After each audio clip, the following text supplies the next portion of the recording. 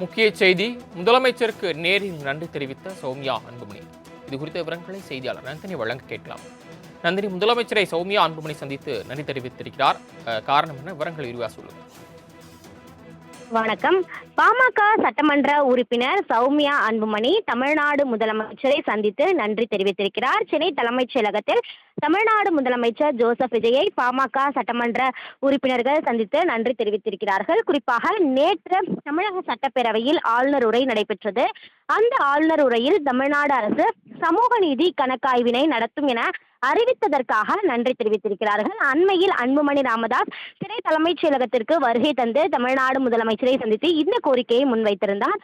அந்த கோரிக்கையின் அடிப்படையில் தான் தற்போது நேற்று நடைபெற்ற ஆளுநர் உரையில் தமிழ்நாடு அரசு சமூக நீதி கணக்காய்வினை நடத்தும் என அறிவிப்பு வெளியிடப்பட்டிருக்கிறது. அந்த அறிவிப்பிற்கு நன்றி தெரிவிக்கக்கூடிய வகையில் இந்த சந்திப்பானது நடைபெற்றிருக்கிறது. இந்த சந்திப்பின் போது தமிழ்நாடு முதலமைச்சருக்கு பூங்கொத்து கொடுத்து தங்களுடைய நன்றியை தெரிவித்திருக்கிறார்கள். இந்த சந்திப்பின் போது சௌமியா அன்புமணியுடன் சட்டமன்ற உறுப்பினர்கள் சிவகுமார், கணேஷ்குமார், வைத்தியலிங்கம், சட்டமன்ற முன்னாள் உறுப்பினர் சக்தி கமலாம்பாள் ஆகியோர் உடனிருந்தது குறிப்பிடத்தக்கது. தாங்கள் வழங்கிய தகவல்களுக்கு நன்றி நந்தினி. முக்கிய செய்தி முதலமைச்சருக்கு நேரில் நன்றி தெரிவித்த சௌமியா அன்புமணி.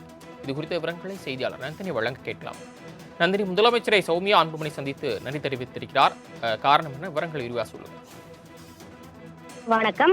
பாமக சட்டமன்ற உறுப்பினர் சௌமியா அன்புமணி தமிழ்நாடு முதலமைச்சரை சந்தித்து நன்றி தெரிவித்திருக்கிறார். சென்னை தலைமைச் செயலகத்தில் தமிழ்நாடு முதலமைச்சர் ஜோசப் விஜயை பாமக சட்டமன்ற உறுப்பினர்கள் சந்தித்து நன்றி தெரிவித்திருக்கிறார்கள். குறிப்பாக நேற்று தமிழக சட்டப்பேரவையில் ஆளுநர் உரை நடைபெற்றது.